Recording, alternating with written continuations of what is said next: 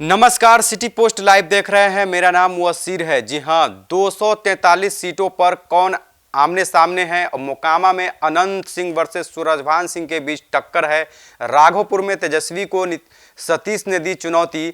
जाने कहां किस जाति का उम्मीदवार सबसे आगे है। मेरे साथ सिटी पोस्ट लाइव के editor in chief Shrikant sir है। सर, कौन सी सीट पर कौन सा उम्मीदवार अभी 20 दिख रहा है? सर देखिए, कांटे की टक्कर है हर सीट पर। कहीं ये कोई नहीं कह सकता है कि दावे के साथ कि कौन जीतेगा कौन हारेगा, क्योंकि तेजस्वी यादव ने आखिरी क्षण में बाजी पलटने की कोशिश की है बड़े बड़े ऐलान करके। उन्होंने आंगनवाड़ी सेविकाओं के लिए बड़ा ऐलान कर दिया, जीविका दीदियों के लिए बड़ा ऐलान कर दिया, उनको सरकारी कर्मचारी का दर्जा देने का ऐलान कर दिया। तो जिनको 10,000 मिलता था उनको 30,000 मिलेगा। अब इससे किस हद तक वो नीतीश के कोर वोटर को प्रभावित कर पाएंगे, ये सबसे बड़ा सवाल है और नतीजा उसी पर निर्भर करेगा। बिहार विधानसभा चुनाव में मुख्य मुकाबला एनडीए और महागठबंधन के बीच है। प्रशांत किशोर चुनाव को त्रिकोणात्मक संघर्ष में नहीं बदल पाए हैं और ऐसे में बहुत ऐसी सीटें हैं जहां पर कांटे की टक्कर है, लेकिन कुछ महत्वपूर्ण सीटें हैं जिस पर हम लोग बात कर सकते हैं। मोकामा में अनंत सिंह और सूरजभान सिंह के बीच टक्कर है। सूरजभान की पत्नी बीणा देवी यहाँ से आरजेडी के उम्मीदवार हैं और अनंत सिंह खुद मैदान में हैं, तो यहाँ की लड़ाई काफ़ी दिलचस्प है। राघोपुर में तेजस्वी यादव को बीजेपी के सतीश राय चुनौती दे रहे हैं, जो एक बार राबड़ी देवी को चुनाव हरा भी चुके हैं। तो देखिए, है क्या राघोपुर के बारे में कि राघोपुर के लोग मान चुके हैं कि यहाँ जो समीकरण है वो आरजेडी के अनुकूल है, लेकिन जो जानकार हैं राजनीति के, उनका कहना कि ऐसा है नहीं। केवल परसेप्शन बन गया है कि राघोपुर यादवों का है। यादवों से ज़्यादा आबादी गैर यादवों की है और उनकी गोलबंदी हो जाए तो वहाँ आरजेडी को हराया जा सकता है, लेकिन वो मान कर चलते हैं कि नहीं भाई, यहाँ तो आरजेडी ही जीतेगा और वोट डालने ही नहीं जाते। तो इसका फ़ायदा तेजस्वी यादव और उनके परिवार को मिलता रहा है, इस बार भी मिलने की उम्मीद है। लेकिन सतीश जो एक बार राबड़ी देवी को चुनाव हरा चुके हैं, अगर ये भरोसा दिलाने में कामयाब रहे कि एनडीए के समर्थक वोट डालने पहुँचे, अपना एक एक वोट डाले, तो मामला पलट सकता है। बहुत आसान लड़ाई नहीं है राघोपुर की, क्योंकि एनडीए ने जिसको उतारा है वो मामूली खिलाड़ी नहीं है। राबड़ी देवी को हरा चुका है तो तेजस्वी यादव को क्यों नहीं हरा सकता?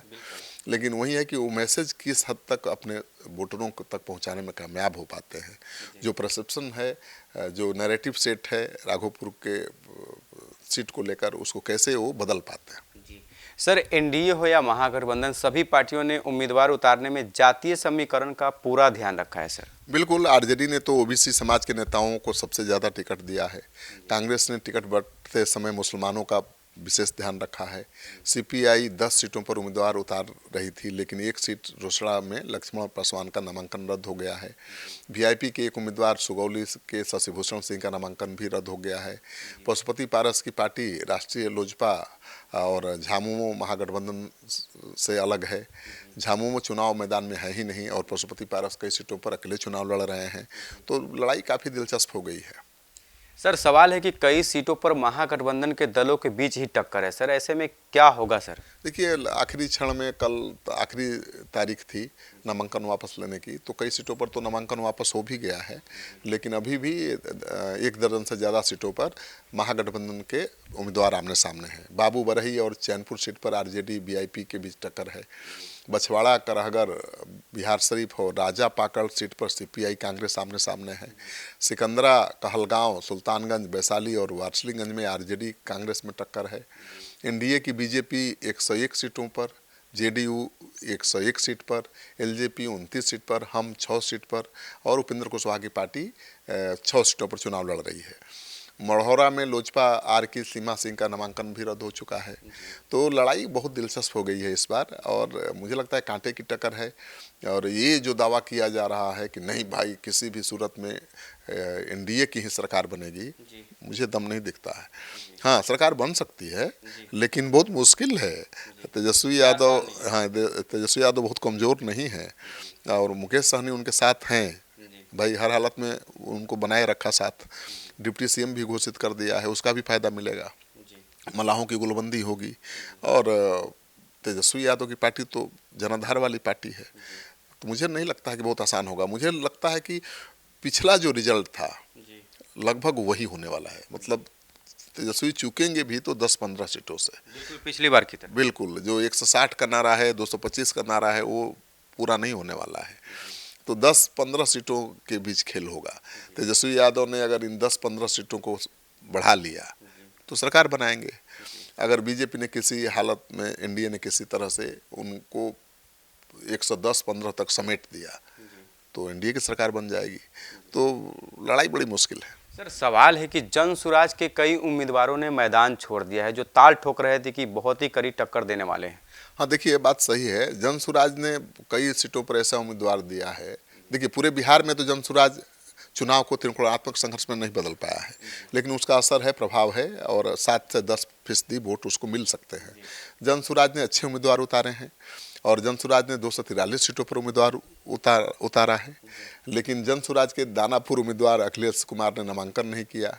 वो नामांकन का पर्ची लेके गए और गायब हो गए। उनका तो सर कार्यकर्ता इंतजार करते रहे और गायब दिखे। हाँ, ब्रह्मपुर के डॉक्टर सत्यप्रकाश तिवारी चुनाव प्रचार शुरू कर चुके थे, लेकिन आखिरी क्षण में उन्होंने नामांकन वापस ले लिया।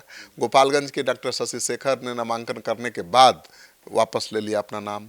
तो प्रशांत किशोर तो बीजेपी पर अपने उम्मीदवारों को डराने धमकाने का आरोप लगा रहे हैं। लेकिन अब तो सच्चाई यही है कि उनके 3 उम्मीदवार चुनाव लड़ने से पहले मैदान से बाहर हो गए हैं। लेकिन कई ऐसी सीटें हैं जहां पर जनसुराज महागठबंधन और एनडीए का खेल बिगाड़ रहा है। जैसे अनंत सिंह से सीधी लड़ाई है सूरजभान सिंह की, ठीक है, दोनों बाहुबली हैं, कांटे की लड़ाई है। लेकिन जनसुराज ने जो उम्मीदवार वहाँ दिया है वो भी पॉपुलर है और दांगी समाज से आता है। तो जो जेडीयू का वोट है उसी समाज से आता है। अगर उसने अच्छी सेंधमारी कर ली जेडीयू के वोट बैंक में तो फिर से अनंत जीत जाएंगे। तो वहाँ एनडीए को जिताने का काम जनसुराज कर सकता है। उसी तरह से जनसुराज कहीं कहीं पर महागठबंधन को जिताने का भी काम कर रहा है। तो महागठबंधन और एनडीए दोनों के वोट बैंक में सेंधमारी कर रहा है जनसुराज, और कहीं एनडीए को फायदा हो रहा है जनसुराज की वजह से, तो कहीं महागठबंधन को। सर सवाल है कि इस पर बाहुबली ने जो चुनावी मैदान में उतारा गया कई पार्टियों की तरफ से, सर पूरे चुनावी प्रकरण को सर दिलचस्प बना दिया है सर। हाँ, मोकामा में अनंत सिंह और सूरजभान की लड़ाई है, आपको पता ही है। सूरजभान की पत्नी वीणा देवी यहाँ से चुनाव लड़ रही हैं। मुकाबला कांटे का है, पहले ही बता चुका हूँ। अनंत सिंह का चुनाव प्रचार ज़्यादा भारी दिख रहा है, मतलब उनके समर्थकों के लिए खाने पीने की पूरी भव्य व्यवस्था है। सूरजभान सिंह संघर्ष करते हुए दिखाई दे रहे हैं, क्योंकि बहुत दिनों बाद मोकामा की धरती पर वो चुनाव लड़ रहे हैं। हालांकि वो कभी हारे नहीं हैं, वो लोकसभा चुनाव भी जीते हैं, उनकी पत्नी भी सांसद रह चुकी हैं, उनके भाई भी सांसद रह चुके हैं। लेकिन मोकामा की धरती से दूर बलिया से सांसद रहे सूरजभान सिंह। पत्नी को नवादा मुंगेर से चुनाव लड़वाया, पत्नी को मुंगेर से चुनाव लड़ाया और जिताया, भाई को नवादा से चुनाव लड़वाया, जिताया। तो मोकामा से तो थोड़ा दूर हो ही गए थे। तो पहली बार अनंत सिंह के खिलाफ वो मैदान में उतरे हैं। अनंत सिंह के भाई दिलीप सिंह को उन्होंने ही हराया था और अब अनंत सिंह को हराने के लिए उतरे हैं अपनी पत्नी के जरिए। अब तो लड़ाई दिलचस्प है। अनंत सिंह अपनी बोली और व्यवहार से लोकप्रिय हैं, तो सूरजभान चुनावी रणनीतिकार के रूप में बहुत माहिर खिलाड़ी माने जाते हैं। लोकसभा चुनाव में तो मोकामा में एनडीए का महागठबंधन से पिछड़ गया था एनडीए, लेकिन विधानसभा चुनाव में क्या होगा कहना बड़ा मुश्किल है। भूमिहार वोटर्स निर्णायक भूमिका में हैं। अगर इस वोट बैंक में सेंधमारी करने में कामयाबी मिलेगी तभी अनंत सिंह को टक्कर दी जा सकती है, क्योंकि जातीय समीकरण एनडीए के अनुकूल है मोकामा का। लेकिन सूरजभान से उम्मीद इसलिए है क्योंकि आरजेडी के टिकट पर भी अनंत सिंह एक बार यहाँ से चुनाव जीत चुके हैं। तो महागठबंधन भी यहाँ से चुनाव जीत सकता है, बशर्ते भूमिहार समाज का समर्थन मिले। तो सूरजभान सिंह ऐसे नेता तो नहीं है कि उनको भूमिहार समाज का थोड़ा भी समर्थन नहीं मिलेगा, लेकिन कितना समर्थन मिलेगा इसी पर हार जीत निर्भर करेगा। सर वारसलीगंज एक सीट है, वहाँ पर 2 बाहुबलियों की पत्नी की भी सीधी सामने टक्कर है। हाँ, अशोक महतो हैं वहाँ से और अखिलेश सिंह हैं। अशोक महतो को सरदार वहाँ कहा जाता है, अखिलेश सिंह को साधु कहा जाता है। दोनों बाहुबली हैं, तो किसी का नाम सरदार है तो किसी का साधु। काम बिल्कुल उल्टा है। दोनों के एक ज़माने में दोनों ने आतंक पैदा कर रखा था, नरसंहार पर नरसंहार किए जा रहे थे। तो दोनों बाहुबलियों की पत्नियों के बीच सीधी टक्कर है, क्योंकि कांग्रेस का उम्मीदवार जो थे वो हट गए हैं मैदान से। खतरा अब अगड़ा बनाम पिछड़ा के हो जाने का है। अगर ऐसा हुआ तो अशोक महतो अखिलेश सिंह को कड़ी टक्कर दे सकते हैं, ठीक है, क्योंकि अब कांग्रेस का उम्मीदवार मैदान छोड़ चुका है, तो सीधी लड़ाई अशोक महतो और अखिलेश सिंह के बीच है। यहाँ कौन बाजी मारेगा अभी बताना बड़ा मुश्किल है। अशोक महतो तभी मैदान मार पाएंगे जब लड़ाई अगड़ा बनाम पिछड़ा की हो जाए, वरना मुश्किल है उनके लिए। अखिलेश सिंह को कांग्रेस उम्मीदवार के मैदान से हटने से नुकसान भी हो सकता है, फायदा भी हो सकता है। स्वर्ण समाज की गोलबंदी उनके पक्ष में हो सकती है, लेकिन अगर स्वर्ण समाज की गोलबंदी उनके पक्ष में होगी तो अति पिछड़ा की गोलबंदी भी हो सकती है, जो अशोक महतो चाहते हैं। तो यहाँ की भी लड़ाई बहुत दिलचस्प है। तो सुना आपने किस तरह से जो है 243 विधानसभा सीट पर एनडीए और महागठबंधन के बीच जो है कांटे की टक्कर है। अगर ऐसा ही चुनावी परिणाम आता है तो 2020 आपको याद दिला सकता है ये बिहार विधानसभा का चुनाव। बिहार की राजनीति के लिए बन रहे हमारे साथ, धन्यवाद।